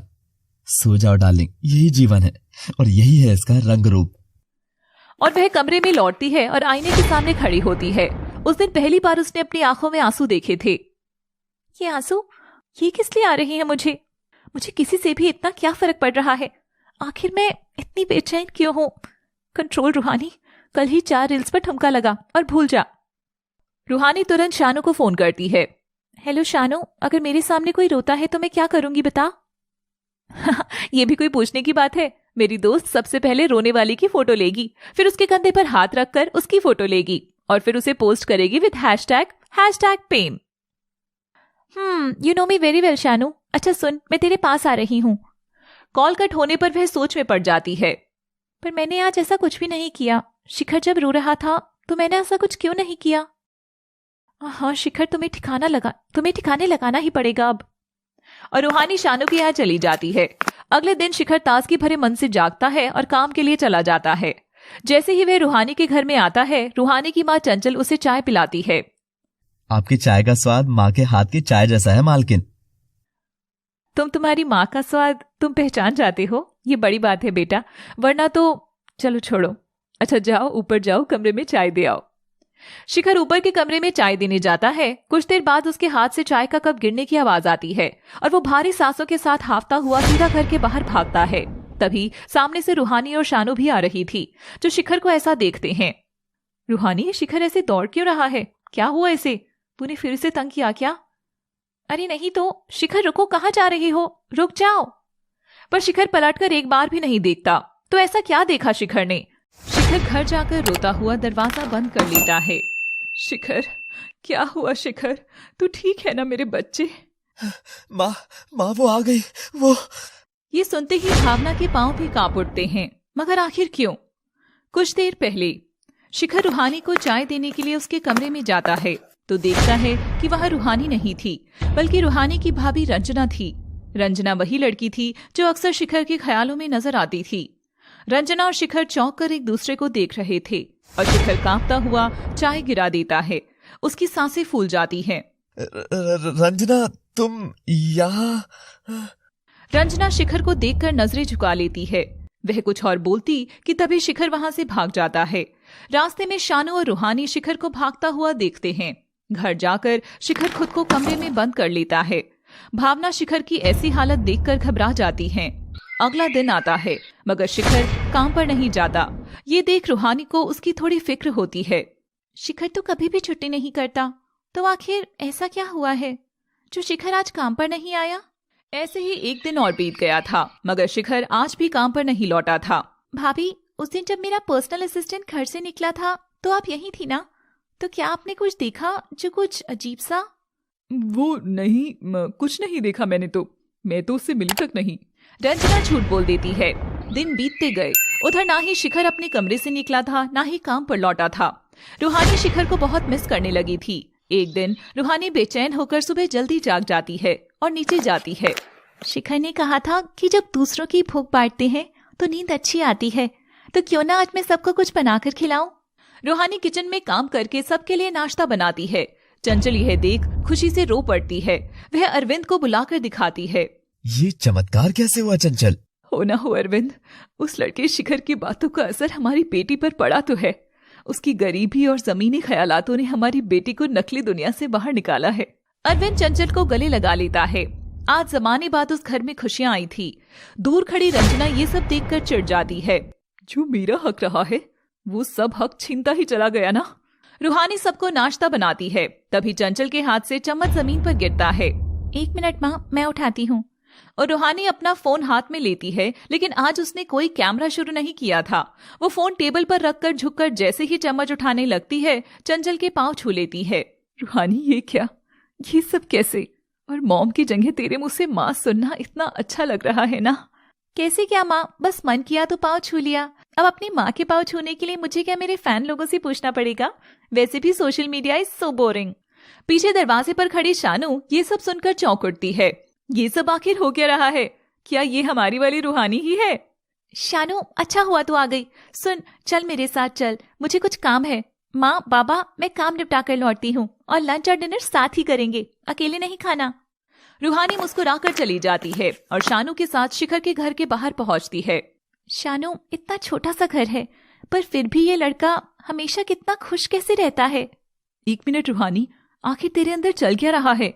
सच बता, कहीं तुझे ये शिखर पसंद तो नहीं है ना? है? पागल है क्या? वो नौकर है यार। नौकर और प्यार में फर्क पता है मुझे। हाँ, पर कुछ तो बात है उसमें। चल अंदर चलकर पता करते हैं। रूहानी घर के अंदर जाती है। तभी भावना की नजर रूहानी पर पड़ती है। हेलो आंटी, वो मैं। तुम रूहानी हो, जानती हूँ। स्टेशन पर देखा था और शिखर ने तुम्हारे बारे में इतनी बातें कर दी थी ना कि मैं देखते ही समझ गई थी। मेरे बारे में कैसी बातें? यही कि मेरी बॉस बड़े बंगले में रहती है, बड़ी गाड़ी चलाती है, महंगा खाती है, महंगा पहनती है, बड़ा वाला फोन भी चलाती है और वो क्या कहते हैं, खूब रील्स भी बनाती है। ये सब मेरे बारे में हर कोई जानता है। पर क्या लोग वो जानते हैं जो शिखर ने मुझे तुम्हारे बारे में बताया? ये सुनते ही रूहानी की भौहें चढ़ जाती हैं। यही कि सब कुछ ज्यादा होने पर भी रूहानी भीतर से कितनी अकेली है। मेरा बेटा कहता है, माँ पता नहीं वक्त रहते किसी ने इस बेचारी को सहलाया क्यों नहीं, जो इसने खुद ने ही अपनी ही दुनिया बना ली और अब उसकी नकली दुनिया में खुश रहने का दिखावा करती है। मेरा लाडला बोलता है, काश मैं रूहानी की मदद कर पाता माँ। रूहानी की आंखों में आंसू आ गए थे। आज तक इतनी गहराई से तो मुझमें मैंने खुद को भी नहीं झांका था यार। क्या चीज हो तुम शिखर, जब से आए हो मेरे मन को उथल पुथल कर चुके हो। इतना समझदार है मेरा बेटा, पर अभी वो जिस जंग को लड़ रहा है उससे मैं उसे ना जाने कैसे बाहर निकालूंगी। आंटी, कैसी जंग? बहुत समय पहले की बात है। शिखर की जिंदगी में एक बहुत प्यारी परी जैसी लड़की आई थी, जिसने मेरे शिखर को अंदर बाहर हर तरह से प्यार से भर दिया था। शिखर और वह परी एक दूसरे के साथ अपना जीवन बन चुके थे। मुझे भी वो बहुत पसंद थी। जितना हम गरीबों के पास था, उसमें सबसे कीमती खजाना शिखर की प्रेमिका ही थी, जो खुद काफी गरीब परिवार से थी। मगर शिखर को कभी इससे फर्क नहीं पड़ा। वो तो बस अपनी परी के साथ हंसता घूमता उसका ख्याल रखा करता था। और फिर एक दिन शिखर उस दिन बंद कमरे के बाहर खड़ा होकर अपनी परी के लिए सुंदर फूल और एक अंगूठी लेकर खड़ा था, जो उसने अपनी पढ़ाई के पैसे से बचाकर खरीदी थी। और दरवाजा खुलता है, शिखर मुस्कुराता है, लड़की भी मुस्कुराती है और शिखर कमरे में चला जाता है। मुझसे शादी करोगी रंजना? क्या तुम मेरी बनोगी हमेशा हमेशा के लिए? और वह रंजना को अंगूठी पहना देता है। एक बार तुम मेरी जिंदगी में आ गई ना, तो देखना जान, ये नकली अंगूठी कब असली हीरे में बदल जाएगी, तुम देखना। मेरे लिए मेरे हीरे तो सिर्फ तुम ही हो जान। I love you so much. Yes, marry me please Shikhar. I love you too. Yes, I will marry you very soon. No, marry me right now Shikhar. मैं बस इस पल को जीना चाहती हूँ तुम्हारे साथ। मैं तुम्हारे इतने नजदीक आना चाहती हूँ कि हमारा हर रिश्ता हमारे दायरों को पीछा छोड़ता चले जाए और हम बस इमोशंस में बह जाएं। रंजना बैग से छोटा चाकू लेकर शिखर के हाथ पर कट लगाती है। अब वहां से खून आने लगा था। चुटकी भर सिंदूर से तुम अब ये मांग जरा भर दो, कल क्या हो किसने देखा, सब कुछ आज अभी कर दो, पास आओ गले से लगा लो। और शिखर अपने खून से उसकी मांग भर देता है। रंजना शिखर की बनकर उसे सीने से लग जाती है और दोनों नजदीक आकर एक दूसरे के हो जाते हैं, हमेशा हमेशा के लिए। उस बंद कमरे में वो दोनों प्यार की गवाही पर जीवन साथी बन गए। दुनिया से अब उन्हें मतलब नहीं था। रूहानी की आंखों में ये सब सुनकर आंसुओं के साथ एक अलग सी चमक थी। ओह माय गॉड, ऐसा प्यार! ये लड़की तो सच में परी से कम नहीं थी। मगर आंटी, फिर ऐसा क्या हो गया जो शिखर अब ऐसा रहता है, रूखा रूखा सा? जब दिल पर खंजर चलता है ना बेटी, तो आदमी अपनी भी परछाई से डरने लगता है। वही मेरे बेटे के साथ भी हुआ था। वह रंगीन रात काली सुबह में बदलने वाली थी, ये कोई नहीं जानता था। शिखर और रंजना एक दूसरे के आगोश में लिपट कर सो गए थे और सुबह हो जाती है। तभी शिखर की आंख दरवाजे की खटखट से खुलती है। शिखर आंख मलता हुआ उठता है तो उसे रंजना कोने में दुबकी हुई रोती हुई मिलती है। रंजना, क्या हुआ तुम्हें? तुम ऐसे क्यों? तभी दरवाजा टूट जाता है और पुलिस अंदर आती है। पुलिस को देख रंजना फूट फूट कर रोती है। सर, ले जाइए इस जालिम को यहाँ से। इसने मेरे साथ बहुत गलत किया है, मेरी इज्जत और शरीर के साथ खिलवाड़ किया है। साथ ही धोखाधड़ी से ये मुझसे शादी करके सब करने लगा। देखिए सर, कितना मारा है। शिखर रंजना की बात सुनकर एकदम सदमे में जा चुका था। वो सुन हो चुका था। पुलिस उसे ले जाकर उसे लटकाकर बहुत मारती है। केस कोर्ट में जाता है और सब लड़की की ही बात मानकर शिखर को दोषी करार देते हैं। शिखर को अपना सब बेचकर रंजना को चुकाना पड़ा और तब से धन के साथ मेरे बेटे का मन भी उस काले अंधेरे में कहीं कैद हो गया बेटा। पर अब वो फिर से जीने लगा था। मगर आखिर उसने ऐसा किया क्यों था? उस लड़की को दिल का सौदा करना आता था। सुना था कि कहीं कोई अमीर उसके हाथ लग गया था, तो मेरे बेटे को फंसाकर उसके पास चली गई थी। पता नहीं किस बेचारे की किस्मत में जहर घुला हो, पर सब ठीक हो रहा था। पर ना जाने कैसे कुछ दिन पहले वो चुड़ैल उसे फिर से नजर आई और तब से मेरा बेटा सहम गया। माँ जी, कौन थी वो परी? क्या नाम था? परी नहीं, काली परी थी वो, रंजना नाम की। रूहानी ये सुनते ही चौंक जाती है। रंजना? वो तो मेरी भाभी है माँ जी। इसका मतलब कि मेरा भाई ही था वो जो शिखर के बाद उसका शिकार बना। भावना रूहानी को उदास नजर से देख उसका सिर सहलाती है। भगवान रक्षा करे बुरी बलाओं से। जा, शिखर से मिल ले, वो रहा उसका कमरा। रूहानी शिखर के कमरे में जाकर दरवाजा खोलती है तो देखती है शिखर बच्चे की तरह कोने में दुबका है और बहुत घबराया हुआ है। शिखर, तुम ठीक हो? रूहानी के हाथ लगते ही शिखर रूहानी से लिपटकर फूट फूट कर रो पड़ता है। वो लौट आई है रूहानी, वो आ गई है। तुम्हारे ही घर में थी वो। मुझे फिर से जेल नहीं जाना, वहां बहुत मारते हैं। बस बस बस, मैं हूं ना। जब तक मैं हूं कोई तुम्हें छुएगा भी नहीं। हाँ, मुझे शिखर से हो गया है प्यार शानू, हो गया है। ये अलग था मगर इसने मुझे पहचाना। अब मेरी बारी है इसके अंधेरे को टटोलने की। रूहानी शिखर का माथा चूमती है और उसे सीने से लगा लेती है। तभी अचानक रूहानी को कुछ झलकियां नजर आती है। ओह विभोर, मेरा गला क्यों दबा रही हो? विभोर तेजस्विनी का गला छोड़ उसे सीने से लगा लेता है। देख रहा था कि मरने के बाद क्या हम दोनों एक हो सकेंगे, जो जीते जी नहीं हो पा रहे। विभोर तेजस्विनी का माथा चूम उसे सीने से लगा लेता है। देखिए, जन्म जन्म का साथ में आखिर में दो बिछड़े लोग इस जन्म में अपनी कहानी कैसे पूरी करते हैं। रूहानी को शिखर के सीने से लगते ही एक जोरदार झटका लगता है और इस बार वो जिन यादों में पलट कर जाती है वहां चेहरे धुंधले नहीं बल्कि एकदम साफ नजर आ रहे थे। रूहानी बीते समय की यादों में देखती है कि कैसे विभोर और तेजस्विनी के चेहरे और कोई नहीं बल्कि शिखर और रूहानी के ही चेहरे थे। शिखर और रूहानी की नोकझोंक ठीक वैसे ही थी जैसे विभोर और तेजस्विनी की थी। विभोर तेजस्विनी को मनाने के लिए उसके पीछे दौड़ता तो कभी वह खुद ही रूठ कर बैठ जाता था। तेजस्विनी उसे गा कर मनाया करती थी। ओ घर आजा परदेसी कि तेरी मेरी एक जिंदड़ी। तेजस्विनी, तुम मेरी कमजोरी तुरंत पकड़ लेती हो। तुमको पता है ना, तुम्हारी इस आवाज को सुनकर कहीं से भी तुम तक जरूर आ जाऊंगा और फिर सारी नाराजगी में भूल ही जाता हूँ। ये तो गलत कर रही हो तुम। ओ विभोर, तुम्हारा तो रूठना भी कोई रूठना है, पर देखना एक दिन हमारी ये किस्मत जो हमसे रूठी हुई है ना, ये हम दोनों को एक जरूर कर देगी। इस जन्म में नहीं तो अगले जन्म में। तभी पीछे से तेजस्विनी की माँ की आवाज आती है और वो विभोर का हाथ छुड़ाकर भाग जाती है। विभोर, और ये बोलकर रूहानी बेहोश हो जाती है। ये देख शानू और शिखर घबरा जाते हैं और रूहानी को उठाकर उसके घर में ले जाते हैं। अरविंद, चंचल रूहानी को आराम से लेटा देते हैं। तभी शानू की माँ इंद्राणी भी वहीं आ जाती है। सब लोग रूहानी को लेकर परेशान थे। बहन जी, आपकी बेटी परी जैसी है, जरूर जालिम दुनिया की नजर लग गई होगी, आप एक बार इसकी नजर उतार दीजिए। ये बात सुन इंद्राणी हंस देती है। लगता है आज घर में सारे गवार एक साथ इकट्ठे हो गए हैं। भावना ये सुन चुप हो जाती है। शानू को अपनी माँ का आचरण कुछ अच्छा नहीं लगता। चंचल इंद्राणी से दबी आवाज में बोलती है, इंद्राणी जी, ये हमारे घर में मेहमान है। आपको पता है शिखर की सिखाई बातों से मेरी नकचिड़ी बेटी में कितना सारा चेंज आ गया है। अब वो हमारे पांव भी छूती है। इंद्राणी चंचल की बात सुनकर उसे घूर कर देखती है। गरीब गरीब ही रहते हैं जो बस अमीरों के घर में घुसकर उनका फायदा उठाना चाहते हैं। इंद्राणी का बहुत सारा पैसा अरविंद के बिजनेस में लगा हुआ था, इसलिए वो उसे थोड़ा दब कर रहते थे। माँ, बस जगह देखकर बात नहीं कर सकती क्या तुम, जो अभी तुम्हें अपनी अमीरी यहाँ डिस्कस करनी है। बेटी की डांट सुन इंद्राणी चुप होकर सोफे पर बैठ जाती है। चंचल आंख का दिया लाकर रूहानी के चेहरे के चारों ओर फिराती है। तभी रूहानी की आंख खुल जाती है और वह आंख देखकर जोर से चिल्लाकर शिखर के सीने से जा लगती है। शिखर भी जैसे ही आंख की लौ देखता है, उसके भी सिर में जोरदार झटका लगता है और वो रूहानी के चेहरे की ओर देखता है। विभोर, विभोर। क्या नाम लिया तुमने अभी, रूहानी? और शिखर और रूहानी को सब याद आ जाता है। ये किसे पुकार रही है बेटा तू? ये मुझे ही पुकार रही है मैम।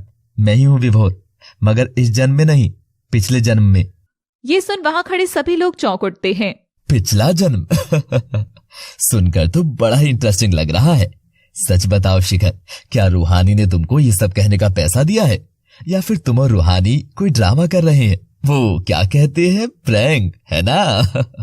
चंचल, आजकल की जनरेशन की बातें आउट ऑफ द वर्ल्ड हो रही हैं। चलो भाई चलो, सब अपना अपना काम करो। तभी रूहानी जोर से चीखती है, रुको सभी, क्या आपको ये सब सच में मजाक लग रहा है? अगर ऐसा है तो ये मेरा फोन, जिसके अभी तो टुकड़े होने वाले हैं। रूहानी जोर से अपना फोन जमीन पर फेंक कर तोड़ डालती है। माँ बाबा, सोशल मीडिया से भी ऊपर कुछ होता है। मैं जान गई हूँ, मेरी विभोर ने मुझे सब समझा दिया है, मगर हमारा ये सच कोई कहानी नहीं बल्कि हकीकत है। आज से 22 साल पहले की हकीकत, जब मेरी माँ और शिखर की माँ इस जगह पहली बार आए थे। मगर उससे पहले क्या हुआ, ये आपको जानना होगा। हाँ रूहानी, इन्हें सब जानना होगा। पिछले जन्म में मैं एक छोटे घास के कच्चे घर में रहने वाली गरीब लड़की तेजस्विनी थी।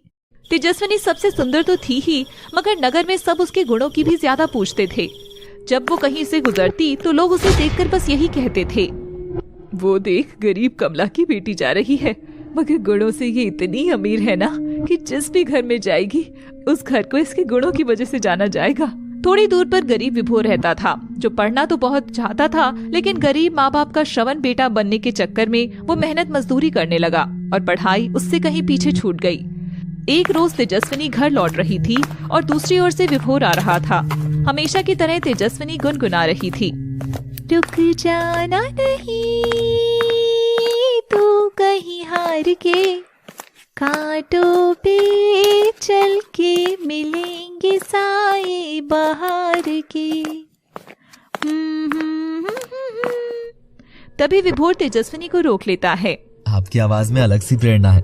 आज पूरे दिन का थका था, किस्मत से हार सा गया था, और अभी इतने प्यारे बोल आपके मुंह से सुने तो लग रहा है कि मुझे कोई थकान ही नहीं है।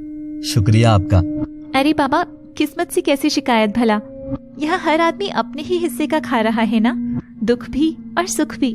जब सुख खाने वालों का पेट भर जाएगा तो तुम भी सुख चख लेना। तब तक बढ़े चलो, बढ़े चलो। ये कहकर तेजस्विनी हंसते हुए चली गई। उस रात विभोर एक अनजान लड़की की बातें सुनता ही रह गया था। अब विभोर उसी रास्ते से जाने लगा और रोज तेजस्विनी से मिलने लगा। दोनों ढेरों बातें करने लगे और एक दिन जब दोनों एक बड़े पेड़ के पास खड़े थे, अजनबी तुम मेरी तो नहीं हो, मगर फिर भी अपने से क्यों लगते हो? अपना सा लगता हूँ तो मुझे अपना बना लो ना तेजस्विनी। मैं तुमसे बहुत प्यार करता हूँ, बहुत प्यार। हम दोनों साथ मिलकर अपने हिस्से का सुख खुद कमाएंगे। ये सुन तेजस्विनी खुशी से रो पड़ी और विभोर के सीने से लग गई। आज के समय में जब हर कोई मुझे मेरे रूप, रंग और गुणों को घर में कैद करके रखने को कह रहा है, वहाँ तुम मुझे अपने बराबर कमाने का मौका दे रही हो। तुम बहुत अच्छे हो विभोर। हमारा मिलना कोई इत्तेफाक नहीं था। ये देखो, वो ऊपर वाला है ना, इसी ने भेजा है हमें इस रास्ते पर। और वक्त के साथ दोनों का प्रेम गहरा होता गया और एक दिन विभोर और तेजस्विनी एक दूसरे से शादी करने का फैसला लेते हैं। तेजस्विनी घर जाती है और उस दिन वह अपनी माँ को बताने की हिम्मत जुटाती है। अगर अंदर गई तो माँ भड़क सकती है, बाहर खड़ी होकर ही बताती हूँ। माँ सुनो ना, माँ मुझे कुछ कहना है। बोल, क्या पेट में दर्द हो रहा है तुझे? कुछ पैसे की मदद करती नहीं है, बस माँ माँ करके कान खाती है। अगर आज बेटा होता तो अब तक मुझे सोने की चेन गड़वा चुकी। बेचारी तेजस्विनी के गुणों की पूरे नगर को तो खबर थी, पर उसकी माँ के लिए वो बस कोयला ही थी, एकदम राख जैसी बेकार। एक लड़का है माँ, विभोर, हमसे थोड़ी दूरी पर रहता है। मैं उससे प्यार करती हूँ। कहता है कि शादी के बाद मुझे नौकरी भी करने देगा। तुम जाकर मेरी बात कराओ ना माँ। कमला कुछ देर तक कुछ नहीं बोलती कि अचानक बाहर खड़ी तेजस्विनी पर अंदर से फेंके गए बर्तनों की लगती है। कमला बस उस पर हमला कर रही थी। बेशरम, तुझे लाज नहीं आती? नैन मटक्का करते हुए, तू जानती है ना तू किसी और की अमानत है। तुझे पड़ोस के गांव में जमींदार को पूरे 2 लाख में बेच चुकी हूँ। पैसा मिलते ही तुझे लात मारकर यहाँ से निकाल भी दूंगी। अब जा, जंगल से ईंधन लेकर आ। और तेजस्विनी अपनी माँ का रवैया देखकर बहुत उदास होती है और विभोर से सारी बात कहती है। विभोर उसे चुप कराता है। मैं करता हूँ कुछ, मगर पहले कल तुम सुबह मुझे यहीं मिलो। तेजस्विनी अगली सुबह उससे वहीं मिलती है और विभोर उसे एक बहुत बड़ा कागज का बॉक्स देता है। ये क्या है विभोर? ये वो कड़ी है तेजस्विनी जो हम दोनों को दूर रहने पर भी हमेशा जोड़ कर रखेगी। और जब तक हम हमेशा के लिए यहाँ से नहीं भाग जाते, तब तक तुम्हें इसे संभाले रखना होगा। दिन बीतते जाते हैं, पर कमला की ज्यादती से तेजस्विनी को कोई आजादी मिलती नजर नहीं आ रही थी। कुछ महीनों तक दोनों छिप छिप कर मिलने लगे और फिर तेजस्विनी की जिंदगी में एक प्यारी बेटी आई, गुड़िया, जो किसकी थी, कैसे हुई, ये किसी को खबर ही नहीं थी। तेजस्विनी अक्सर ही अपने मन की बात सब गुड़िया से कहकर उसकी गोदी में सर रखकर रोती और वो भी रोते हुए अपनी माँ को चुप कराती। बस माँ, एक दिन सब ठीक हो जाएगा, देखना। एक दिन जब तेजस्विनी सब छोड़कर विभोर के साथ भागने गई, तब वह अपनी गुड़िया को घर के पास छिपाकर वहीं भूल आई। उसे ध्यान भी नहीं था कि वह पीछे अपनी बेटी छोड़ आई है। भाग चलो विभोर, भाग चलो, माँ वरना उस जमींदार के साथ मिलकर मुझे ढूंढ लेगी। हाँ तेजस्विनी, चलो हम वहां तक चलेंगे जहां तक सड़क हमारे हौसलों से थक नहीं जाती। 1 मिनट, हमारी बेटी कहाँ है? क्या तुम उसे उसी नरक में छोड़ आई? ये सुन तेजस्विनी भी घबरा जाती है और विभोर का हाथ थामकर अपने घर की ओर दौड़ लगाती है। गुड़िया वहीं भूस के ढेर में आराम से सो रही थी कि तभी उसे गर्मी लगने लगी और जैसे ही वो उठती है तो देखती है कि ढेर में किसी ने आग लगा दी है। गुड़िया उसमें फंस चुकी थी और बच्ची घबरा कर चिल्लाने लगी, माँ, मामा, माँ बचाओ मुझे, मैं चल रही हूँ, बचाओ। विभोर तेजस्विनी गुड़िया की आवाज सुनकर तुरंत वहाँ पहुँचते हैं तो देखते हैं गुड़िया ढेर के अंदर बैठी है और वहाँ आग लगी पड़ी है। नहीं, मेरी बच्ची, माँ मुझे गोद में ले लो ना, मुझे बहुत दर्द हो रहा है, अब मुझे सोना है माँ। मगर तभी आग पूरे ढेर को जला देती है। विभोर तेजस्विनी बहुत रोते हैं। तभी उनकी नजर ढेर के पास हाथ में मशाल लिए एक लकड़ी पर जाती है। चंद्रिका, ये तुमने क्या किया? चंद्रिका खड़ी होकर मुस्कुरा रही थी। चंद्रिका असल में इस जन्म में जो शानू लड़की थी वही थी, पर आखिर शानू ने पिछले जन्म में ऐसा क्यों किया था? विभोर देखता है कि उस ढेर के पीछे चंद्रिका खड़ी थी जिसके हाथ में मशाल थी। चंद्रिका, इसका मतलब तुमने मेरी बेटी को जिंदा जला डाला? चंद्रिका, ये क्यों किया तुमने? क्या मिला तुमको ये करके? एक मासूम ने अपना जीवन खो दिया। वो माँ माँ पुकारती रह गई और तुमने उसे जिंदा जला डाला। क्यों किया इतना बड़ा पाप तुमने? अरे ओ दोनों नौटंकियों, बंद करो अपना ये तमाशा। मैंने किसी को जिंदा नहीं जलाया। इस ढेर में तुम्हारी कोई बेटी नहीं, बल्कि एक रबड़ की गुड़िया थी। तो कौन सा पाप? रबड़ की गुड़िया जलाने पर भी पुलिस डंडे लगाती है क्या? और चंद्रिका राख में से निकालकर एक आधी जली हुई नकली गुड़िया तेजस्विनी के सामने फेंकती है। उसकी हालत देख दोनों जमीन पर बैठकर विलाप करते हैं। विभोर, हमारी बिटिया नहीं रही। याद है जब पहली बार तुमने इसे मुझे दिया था? जब विभोर तेजस्विनी को कागज का बक्सा देता है तो उसमें से यह रबड़ की गुड़िया निकलती है। अरे ये क्या? तुम तो मुझे एकदम ही बच्चा समझ बैठे हो बाबू। नहीं, तुम्हें नहीं, इसे। ये होगी हमारी अपनी बनाई बेटी। जब भी मैं तुम्हारे साथ नहीं होऊंगा तब तुम इसे अपनी सारी मन की बातें कह डालना। हमारी गुड़िया तुम्हारी हिम्मत बनेगी। और तब से ही उस रबर की गुड़िया को दोनों अपनी काल्पनिक बेटी मान बैठे थे। तेजस्विनी उसी को अपने साथ लेकर सोया करती थी, हर जगह साथ रखती थी, जो सचमुच उसकी बेटी ही बन गई थी। मेरी गुड़िया, तू ना होती तो मेरा क्या होता? मैं इस वीराने में, इस नर्क में घुट कर मर जाती। और अब देख, तू अगर बात कर सकती तो मुझसे कहती कि मामा तुम भी पागल हो। मैं भला क्यों ना होती?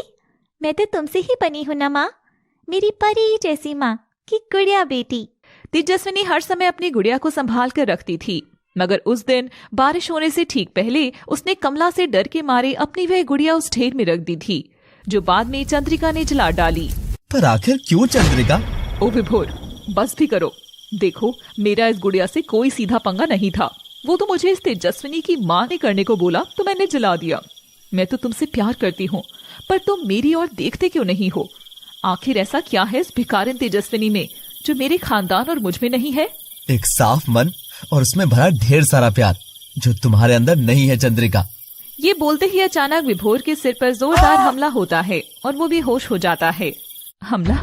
किसने किया था रूहानी हमला? आखिर कौन जालिम दो प्यार करने वालों को जुदा करने की नीचता कर बैठा था? बता दूं शानू? हाँ, तुमसे भी बड़ा पाप जानती हो किसने किया था? तुम्हारी माँ इंद्राणी आंटी ने। और रूहानी अपनी उंगली इंद्राणी की ओर उठाती है। इंद्राणी ये सुन घबरा उठती है। मैंने क्या किया? मैं तो विभोर को जानती तक नहीं थी। शायद तुम्हें कुछ और ही याद आया होगा। विभोर को नहीं जानती थी तो क्या, अपनी बेटी तेजस्विनी को तो जानती थी ना कमला माँ। विभोर के सिर से खून बह रहा था। वह जमीन पर गिरकर बेहोश हो जाता है। तभी तेजस्विनी देखती है कि विभोर के ठीक पीछे उसकी माँ कमला थी, जिसका चेहरा हूबहू इंद्राणी से मेल खाता था। कमला के हाथ में लोहे की रॉड थी। माँ, ये क्यों किया तूने ऐसा? क्यों माँ? क्या बिगाड़ा था हमने तेरा? अब नाटक बंद करिए, किस्सा तो हो गया खत्म। अब चल, जमींदार तेरी नई कहानी लिखेगा। नहीं नहीं, मैं तुम सबके बारे में पुलिस से कहूंगी। मैं बदला लूंगी मेरी गुड़िया और विभोर का। तेजस्विनी जैसे ही उठने लगती है, उसके पीछे भी जोरदार हमला होता है और वह भी जमीन पर जा गिरती है, विभोर के करीब। वो हमला चंद्रिका ने ही किया था। ये क्या कर डाला तूने लड़की? देख बुढ़िया, मुझे विभोर से प्यार था। तूने कहा मदद करेगी, पर अब जब विभोर ही नहीं है तो मैं इस लड़की की वजह से खतरा क्यों उठाऊं? अब तो ये भी खत्म और ये सब माजरा भी। तू भी तेरी जिंदगी जी और मैं भी चली। किस उल्लू से प्यार में फंस गई भाई मैं। और दोनों वहां से जाने लगते हैं। जाते हुए चंद्रिका मशाल फेंकती है, जिससे वहां आग लगने लगती है। विभोर और तेजस्विनी के शरीर में अभी भी प्राण बचे थे। उनमें अभी भी प्रेम बचा था, जो जलती आग में तड़प रहा था। तेजस्विनी! विभोर! दोनों के शरीर का बहता खून एक दूसरे से मिल रहा था। दोनों का रेंगता शरीर एक दूसरे से मिलन की कोशिश कर हर बार हार रहा था। दोनों अपने कांपते खून से सने हाथ एक दूसरे के पास लाकर एक दूसरे को थामते हैं। उनकी आंख से गिर रहा एक एक आंसू मोती उनके प्यार की आखिरी सांस गिन रहा था। हमारे प्यार की कहानी पूरी हो गई तेजस्विनी। नहीं विभोर, ये कहानी अभी खत्म नहीं हुई है। ये हमारा साथ इस मौत तक सीमित नहीं है। हमारा मिलन तो परमात्मा ने लिखा है। ये कहानी फिर से शुरू होगी। ये हमारा साथ जन्म जन्म का है। हम इस जन्म में एक ना हुए तो क्या, मगर हमारी रूहें एक दूसरे को जरूर ढूंढ लेंगी। हाँ तेजस्विनी, हमारी रूहें अगले जन्म में इस प्यार के शिखर को जरूर छुएंगी। और विभोर और तेजस्विनी एक दूसरे का हाथ थाम आखिरी सांस लेकर एक दूसरे का साथ हर जन्म के लिए नाम कर दिया। आग आसपास के घरों में भी फैल चुकी थी। तभी पास के दो अलग घर से दो औरतें बाहर निकलती हैं, जिनके पेट में बच्चा था। उनमें से एक औरत थी भावना, जो भाविक का हाथ थामकर आग से बचते हुए वहां से गुजर रही थी। दूसरे घर से निकली थी चंचल, जो अरविंद को थामे लड़खड़ाते कदमों से आगे बढ़ रही थी।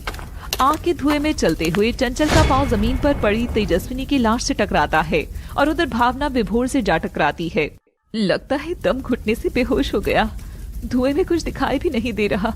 इस पर पानी डालती हूँ। अरे भाई लो पानी पी लो। मगर विभोर तो मर चुका था। उधर चंचल भी तेजस्विनी से टकराकर परेशान हो जाती है। जमीन पर विभोर और तेजस्विनी की लाश थी।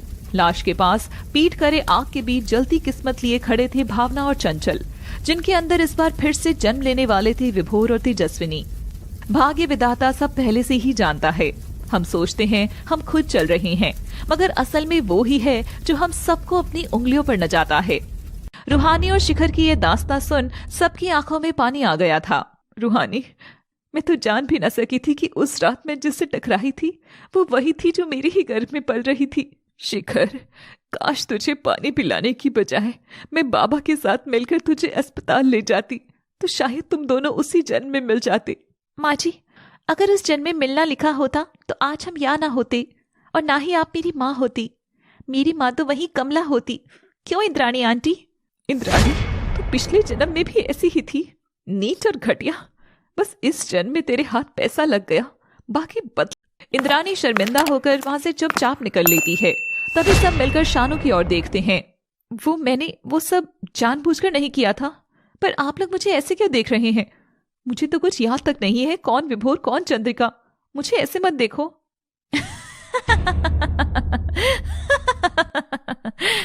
और शानू इतना ड्रामा कर खूब हंसती है। सब उसकी हंसी को समझ ही नहीं पाते। मेरी रूहानी और प्यारी दोस्त शिखर, तुमको क्या लगता है पिछले जन्म की कहानी सिर्फ तुम्ही को याद आई है? नहीं, सबसे पहले मुझे सब याद आ गया था कि मैं कौन थी, रूहानी कौन थी। मैंने जो पाप पिछले जन्म में किया, अब बारी थी उसे ठीक करने की। शिखर को उस दिन सड़क पर देख मुझे मेरे आंख पर विश्वास तक नहीं हुआ कि क्या सच में किस्मत मुझे मेरे पाप धोने का मौका दे रही है। और फिर मैंने तुरंत दिमाग लगाकर शिखर को रूहानी के घर तक लाने का बंदोबस्त किया। हेलो खन्ना ऑफिस, मैं इंद्राणी की बेटी शानू बोल रही हूँ।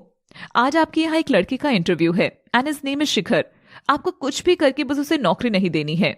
और अब मैं देखती हूँ कि कैसे शिखर रूहानी तक अपने आप नहीं चलकर आएगा। मैंने ही ड्राइवर वाले पोस्ट पर सैलरी अच्छी लिखी ताकि शिखर दौड़ा चला आए। मैं ही दोनों को करीब आने का मौका देती थी, मगर रूहानी का एटीट्यूड सब खेल खराब कर देता। वो एकदम वैसी नकचड़ी हो रही थी जैसे पिछले जन्म में चंद्रिका थी। इसलिए शिखर के करीब जाकर मैंने रूहानी में जलन तक पैदा करी। और देखो आखिरकार मेरी मेहनत रंग लाई। शानू, ये सब? मेरी दोस्त पिछले जन्म के गुनाह के बोझ को चाहकर भी पूरी उम्र लगाकर भी ढो नहीं सकती थी, लेकिन तुम दोनों को मिलाकर इस प्यार को नया जन्म तो दे सकती थी। और रूहानी और शिखर अपनी प्यारी दोस्त शानू के गले लगते हैं। पूरा परिवार एक दूसरे से मिलता है और चंचल अरविंद भी शिखर को अपना लेते हैं। अब बस फटाफट दोनों की शादी कर देनी चाहिए ताकि हमारी नालायक बेटी भावना जी के घर जाकर कामकाज सीखे। हाँ, और शिखर मेरा बेटा बनकर मेरे काम में हाथ बटाए। तभी रूहानी की भाभी रंजना अपना बैग पैक करके नीचे आती है। शिखर, मैंने जो तुम्हारे साथ किया उसके बाद किस्मत ने मुझे अपने आप ही सजा दे दी। जिस दौलत के लिए रूहानी के भाई से शादी की, वो मुझे किसी और के लिए छोड़कर विदेश चला गया। और अब मेरा भी समय हो गया है तुम्हारी जिंदगी और इस घर से जाने का। Have a happy and well deserving life. तभी इंद्राणी भी वहां सिर झुकाए आती है और अचानक से फोन निकालकर कैमरा ऑन करती है और नाचने लगती है। अब मैं पिछले जन्म में दुष्ट माँ थी तो क्या करूं, पर इस जन्म में तो अच्छी मासी बन ही सकती हूँ ना, जो बेटी की तरह रील्स बनाएगी। हाँ, पतली कमरिया मेरी हाय हाय हाय। नहीं मासी, ये काम आपको ही जमेगा। मैं तो अब रियल वर्ल्ड में ही खुश हूँ। और सब इंद्राणी को नाचता देख हंसते हैं। एकदम से सबके जीवन में खुशियां आ गई थी और सबने मिलकर रूहानी और शिखर की शादी करा। विभोर और तेजस्विनी के प्यार और जन्म जन्म के अधूरे साथ को पूरा कर दिया था। तभी शिखर रूहानी को इस बार और भी बड़ी गुड़िया ला देता है और वे खुश होकर उसे लिपट जाती है। यूं लग रहा था मानो उन्हें एक होता देख गुड़िया भी मुस्कुरा रही हो। तो दोस्तों, ऐसी ही प्यार से भरी तकरार से घिरी लव ट्रेजेडी स्टोरीज देखने के लिए हमारे चैनल लव सिटी पर आते रहिए। Thanks for watching.